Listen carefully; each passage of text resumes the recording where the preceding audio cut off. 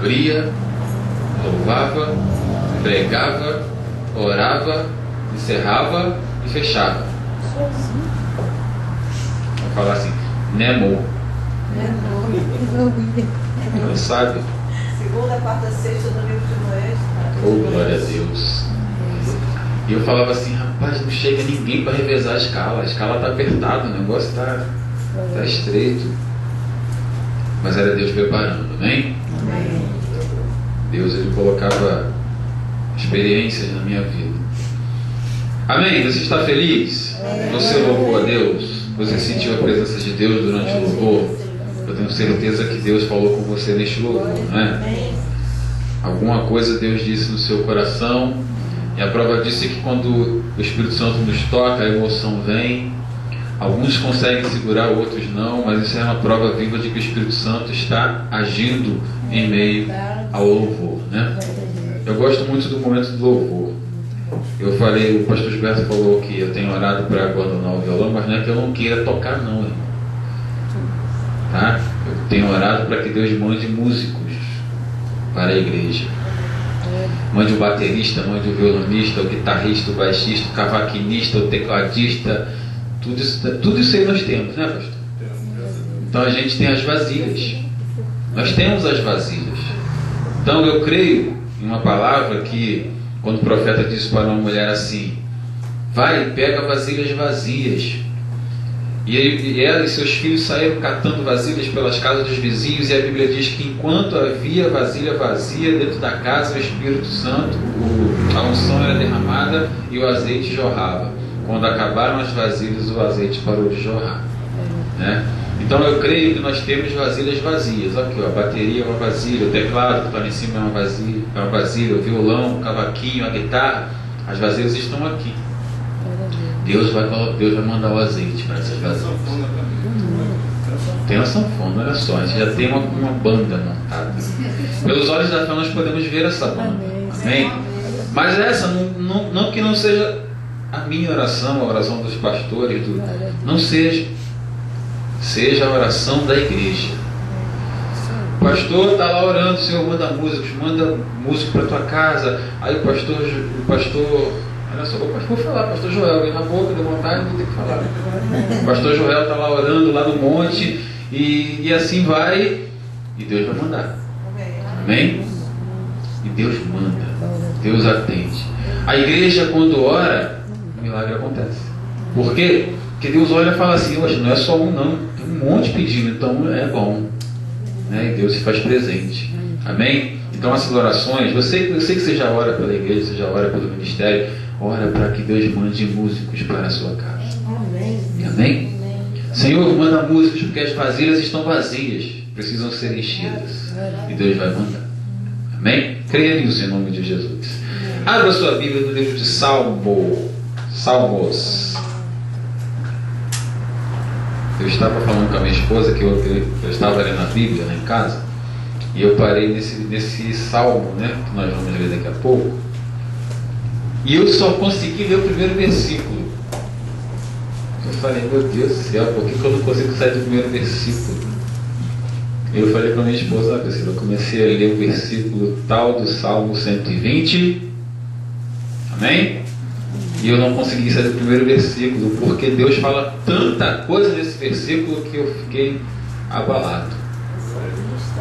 Amém? É um cântico de romagem. Romagem. Quem já ouviu falar em romaria? Quem falou? Romeiro, né? Romaria? Pois é, romaria. O que é uma romaria? Né? Eu vi até uma foto engraçada no Facebook. Depois a pastora edita essa parte, tá? Depois corta. Que foi feita uma obra aí lá em Guaratiba para poder receber o Papa, né? Só que de repente aquele lugar que foi aterrado começou a... Oi? Era um pântano, né? Começou a brotar água e virou um lamaçal tremendo. Aí eu vi uma foto no Facebook muito interessante, que tem um lugar aí fora aí onde tem um lugar que tem uma lama que dizem que é medicinal. As pessoas vão lá e se banham, rolam naquela lama, né, para poder tratar as suas enfermidades. E tinha uma foto dessas pessoas nessa lama, estava escrito assim: romeiros indo para a missa do Papa em Guaratiba. Todo mundo cheio de lama, né? Então o que é o romeiro? É aquele que ele tem uma fé e ele anda centenas de quilômetros para ir no lugar onde a fé dele o leva, né?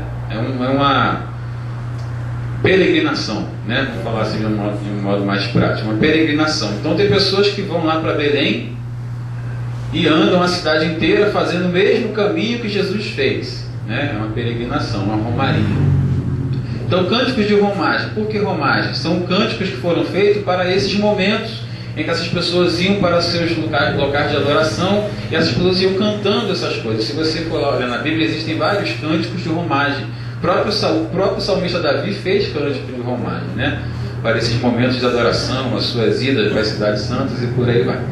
Amém. Então, o Salmo 120, no versículo 1, diz assim: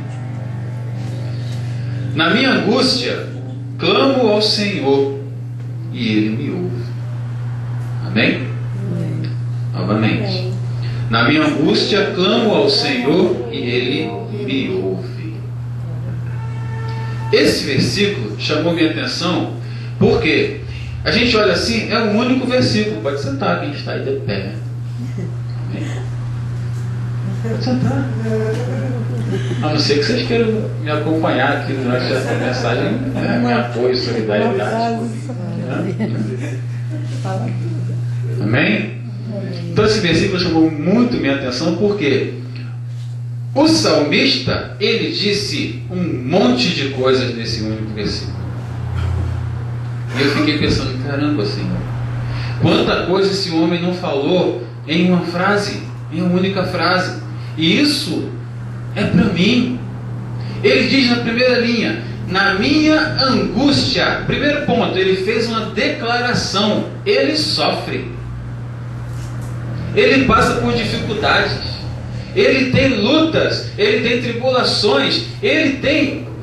Imagina o sentimento da angústia. O que é o sentimento de angústia? Angústia é algo que tira teu sono. A angústia é algo que te perturba, é algo que mexe com você, que abala o seu emocional, que abala a sua saúde. Uma pessoa angustiada é uma pessoa doente, porque ela precisa de medicamentos. Oi?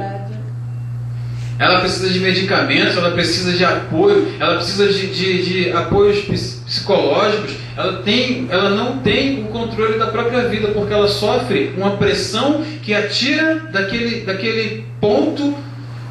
Como é que eu vou falar? Daquele ponto de equilíbrio. Muito obrigado pelo apoio. Amém?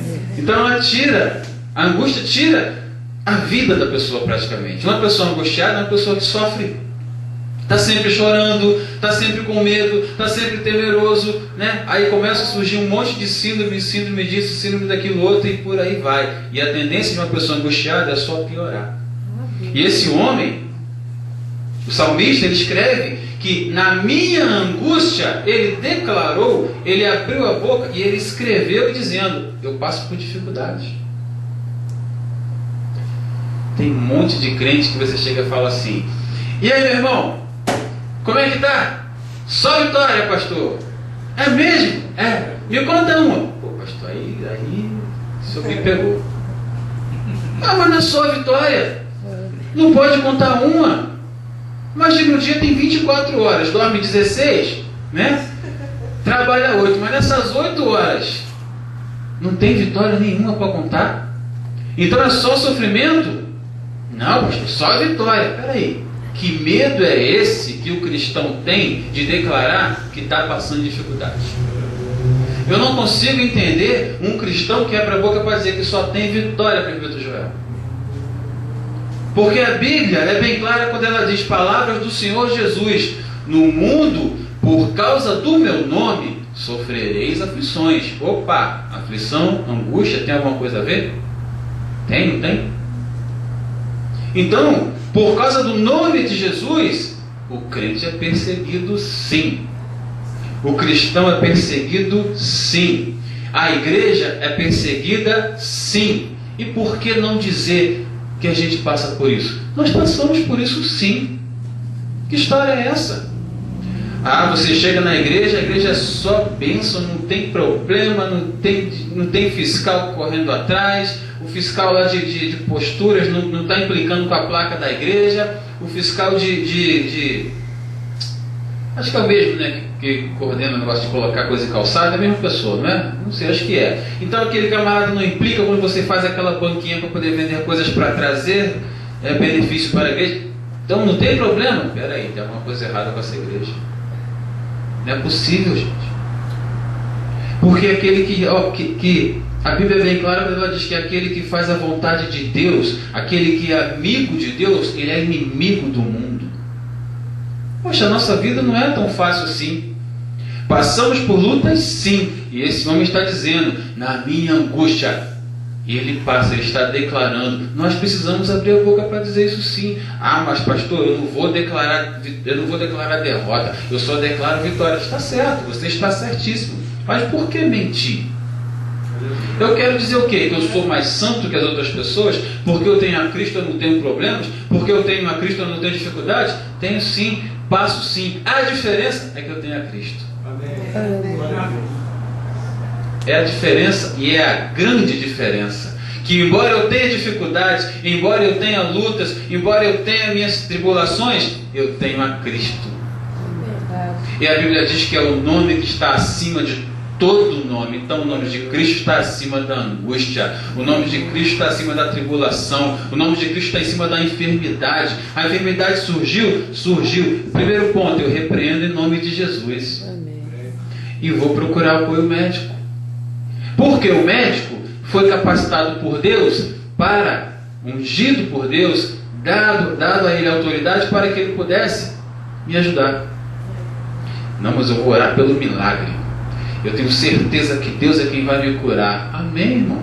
Que a tua fé te leva a esse ponto. E eu creio que a fé faz isso. A fé pode, e a fé tem que ser utilizada nesse sentido sim. Mas às vezes a cura vem de um jeito que não é como nós esperamos. Eu orei muito a Deus para que meu filho fosse curado da enfermidade que ele tinha. E ele foi. Glória a Deus por isso. Mas não do jeito que eu queria. Mas quem foi que fez? Foi Deus. Através de quem? Do médico. Mas isso não me gerou angústia? Levou, com certeza. Isso não me fez chorar? Fez. Isso não me deixou abalado? Sim, deixou. Mas no tempo de Deus tudo aconteceu. Sabe por quê? Porque o homem está dizendo aqui, ó, na minha angústia eu clamo ao Senhor. Então primeiro ele fez uma declaração. Ele declarou que ele sofria e declarou que ele passava por dificuldades. E na segunda frase, ele clamou ao Senhor. Ele revelou os segredos. Aleluia. Ele revelou. Eu tenho angústia sim, mas na minha angústia, eu clamo ao Senhor. Eu conheço conheço essa pessoa até hoje, que teve um tempo que ele andou meio crente Raimundo, né? Um pezinho na igreja, um pezinho no mundo. E eu falava assim, fulano, cara, vai para a igreja, rapaz, se conserta. Não, rapaz, vou não, porque eu estava bem na igreja, aí eu acabei escorregando, dando os vacilos, agora eu tenho que me consertar. Porque eu não tenho que parar de chegar na igreja do jeito que eu estou hoje. Então foi eu que fiz a bobagem, eu que vou me corrigir. Espera aí, o salmista está dizendo que na angústia dele, ele clamou ao Senhor. Então que história é essa de achar que eu tenho força suficiente? Eu tive força suficiente para me colocar num caminho ruim. Eu tive força suficiente para eu cometer erros. Por quê? As decisões são minhas e as consequências eu vou passar por elas.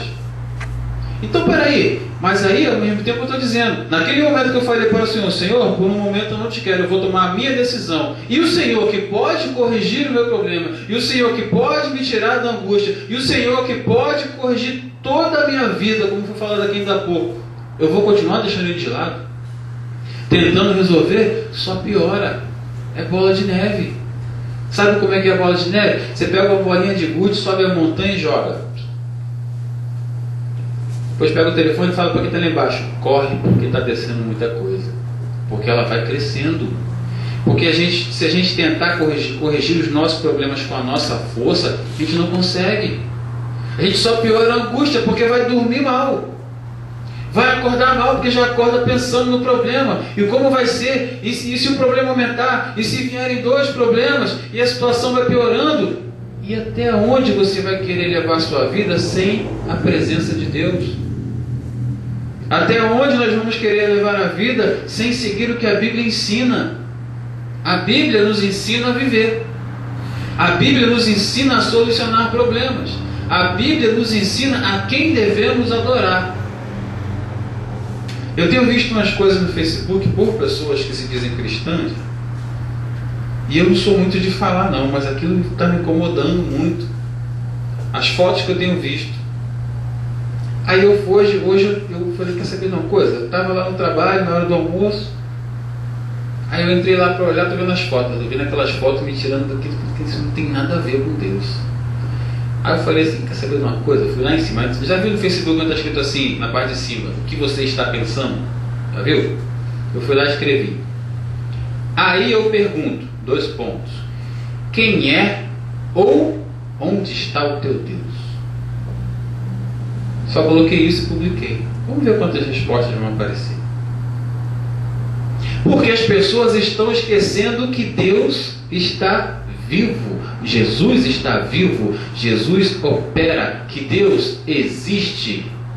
Mas parece que as coisas humanas, as coisas materiais estão se tornando tão melhores do que Deus está sendo esquecido. Só que quem dá essas coisas é Deus.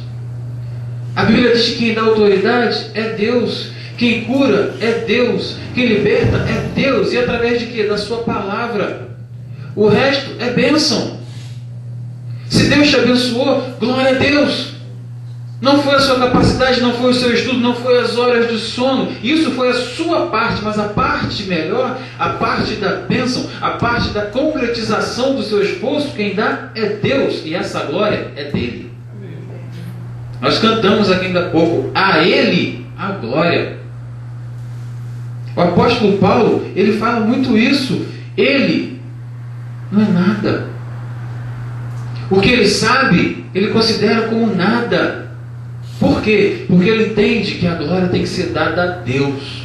E se você está passando por um momento ruim, ou se você passou por um momento ruim, dê glória a Deus. É difícil? É difícil. No momento da dor, glorificar a Deus é difícil? É. Você está lá pregando aquele prego, o martelo escorrega e vai lá no seu dedão. Tum, dá glória a Deus, é difícil nessa hora. Né? O pastor não, pastor faz direto isso, né? Pastor não briga, pastor não tem problema, né? Pastor Gilberto falou antes que o cara do trânsito passa, dá uma fachada dele, ô irmão, seja abençoado em nome de Jesus. Não é assim? É, pior que é. Não sei porque minha esposa olhou para mim e riu. Não entendi a risada. Então é difícil, irmão. Você chegar no final do mês, as contas apertando, as coisas vindo, e a pressão, e daqui a pouco o telefone está tocando, você está devendo. E glória a Deus, descansa, Deus. É difícil para caramba. Eu estava em casa ontem, deitado na minha cama, no conforto do meu lar. Glória a Deus por isso. Minha esposa foi ao banheiro escovar os dentes, arrastou o Daniel, que não gosta de escovar os dentes. Aí eu olhei, eu estou vendo assim, da minha cama eu vejo lá na pia do banheiro, né? Aí eu estou olhando os dois escovando dentes. Olhei para o meu quarto, olhei para a televisão e pensei, caramba, meu filho tem lá 6 anos, quando eu tinha a idade dele eu não tinha metade do que ele tem. Eu não tinha metade do que eu tenho hoje. E eu comecei a dar glória a Deus. Senhor, obrigado pela casa que eu tenho, obrigado pela esposa, pelo filho que eu tenho, obrigado pelas coisas que eu tenho, por esta cama que eu estou deitado, por este teto no qual eu estou coberto. Obrigado, Senhor. Foi Ele que me deu. Não, trabalhei pra caramba, me esforcei pra caramba, carreguei material pra caramba naquela escada para poder chegar onde eu cheguei. Foi? Não, foi Deus que me deu. Deus me deu a força, Deus me deu o dinheiro, Deus me deu a condição, Deus me deu o saber para fazer determinadas coisas. Foi Deus, a glória dele. Por quê? Porque quando eu estiver angustiado, é a Ele que eu vou pedir socorro. Essa é a revelação que o salmista está dizendo na segunda frase aí, que na angústia dele, ele clama ao Senhor. Na sua angústia, também tem glória a Deus. Porque se você está passando, Ele está te permitindo passar, Ele está te dando força. A Bíblia fala que não é dado a nós um fardo que não seja possível carregar. Até nisso Ele se preocupou. Você vai passar? Vai, mas a força para passar você tem, porque eu vou te dar. O presbítero falou lá na casa do irmão Sérgio, ele falou uma parábola, vamos dizer assim, né? De que há um momento na vida da pessoa que a pessoa olha para trás e vê só uma pegada, mas é porque naquele momento que Jesus está levando no colo. É no momento da dor que Ele está levando no colo. É no momento da dificuldade que Ele está te sustentando. É no momento da angústia, da aflição, que Ele está do teu lado dizendo: prossegue, persevera, continua, porque eu estou contigo. E o salmista entendia isso quando ele diz: na minha angústia eu clamo ao Senhor. E no terceira frase ele afirma algo maravilhoso. Ele diz assim: e Ele me ouve. Quem de nós pode afirmar isso com essa certeza? Que Deus nos ouve. Deus nos ouve, porque Ele conhece o teu coração. Deus te ouve porque Ele tem visto os teus dias. Ele tem visto o que você está passando. Às vezes a gente passa por coisas ruins porque tomamos decisões erradas, mas Deus está à porta e bate. É só você abrir que Ele entra.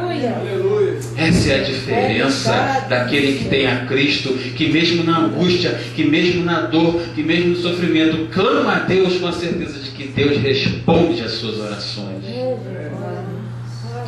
Você acha que Deus ficou feliz a beça quando o óculos da irmã Mônica caiu no chão e o carro passou por cima? Agora eu quero ver se ela tem fé. Foi assim que Deus fez? Não foi não. Calma, filha, porque o outro vai chegar. Eu tenho certeza que foi isso que Deus disse.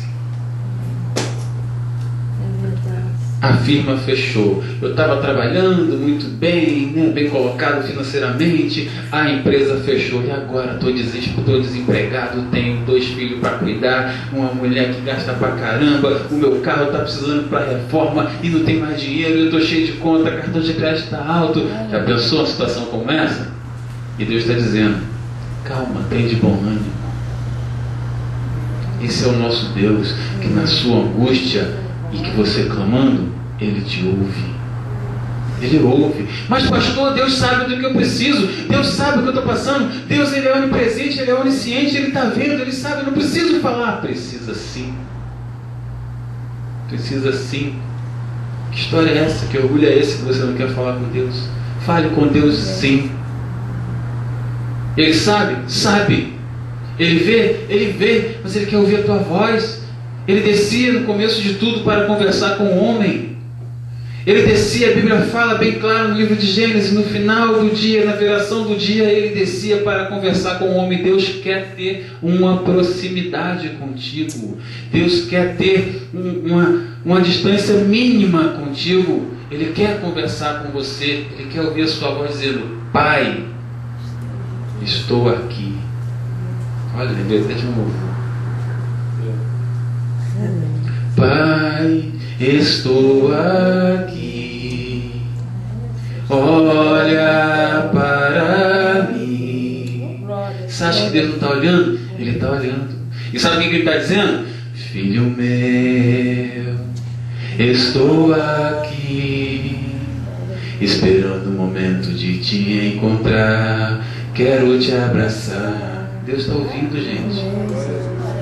Deus é presente em todos os momentos da sua vida. Até nos momentos em que nós nos afastamos de Deus, Deus continua do nosso lado, esperando um abraço teu.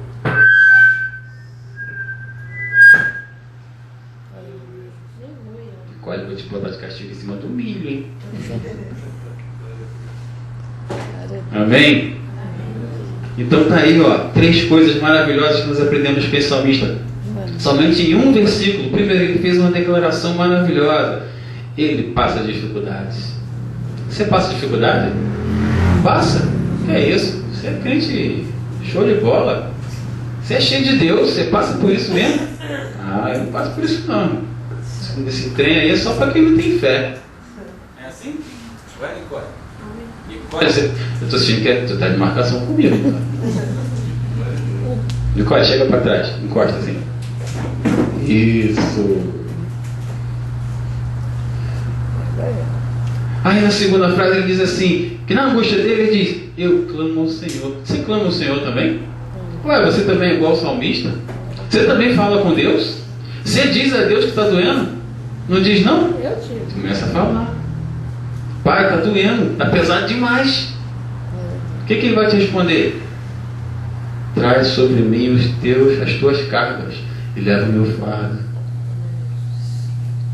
E a declaração final, né, que é a afirmação que fecha tudo: e o Senhor me ouve. O Senhor te ouve. Quando ele te fala que ore a Deus, converse com o Senhor, exponha a Deus os teus problemas. Sabe o que Deus falou para um profeta certa vez? O profeta cheio de questionamento, cheio de coisa. Sabe o que Deus falou? Olha só, vem cá. Sentemos e arrazoemos. Sabe o que ele disse? Senta aqui e me dê as suas razões. Me diga o que você quer falar. Foi isso que ele disse. Deus, Ele quer nos ouvir. Ele quer ouvir da sua boca aquilo que você precisa, aquilo que você necessita, e Ele quer te dar, mas Ele quer ouvir você falar. O homem foi abençoado por Jesus, mas primeiro ele se esforçou, correu, subiu no ave para olhar ao Senhor. E veio a frase que faz do Zaqueu: desce, porque me importa comer na tua casa hoje. Deus quer estar na tua casa todos os dias. Deus quer estar neste lugar todos os dias. Ele só quer ouvir a nossa voz. Ele só quer que a gente declare coisas que são verdades para Ele, que tocam no coração dEle. Ele quer ouvir você dizer todos os dias: Pai, meu Senhor, meu Salvador, meu caminho.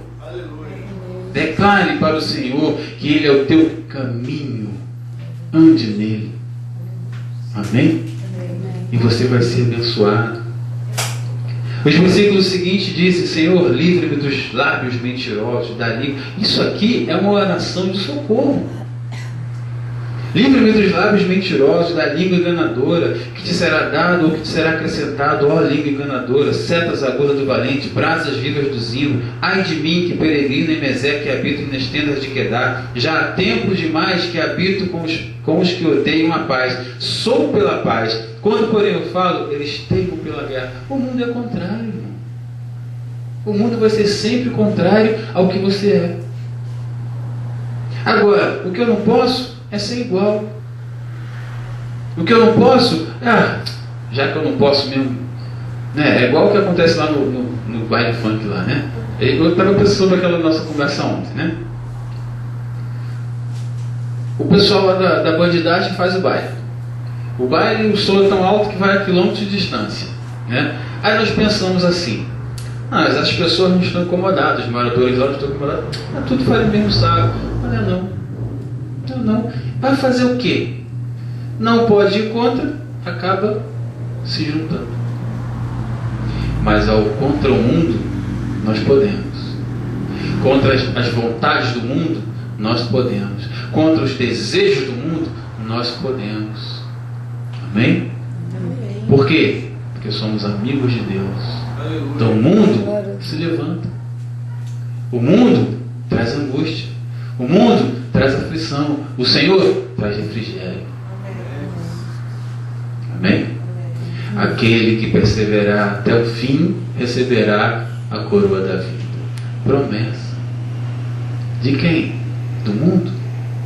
De Deus. Amém? Então seja como esse homem. Declare coisas, revele coisas e afirme coisas. Amém? Para que tudo te vá bem. Declare. Eu declaro: Senhor, eu preciso. Senhor, eu estou passando.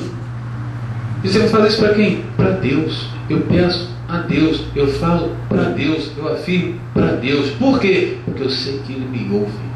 Que no tempo dEle o milagre vai acontecer. Amém? E que Deus abençoe rica e abundantemente. Em nome de Jesus. Amém?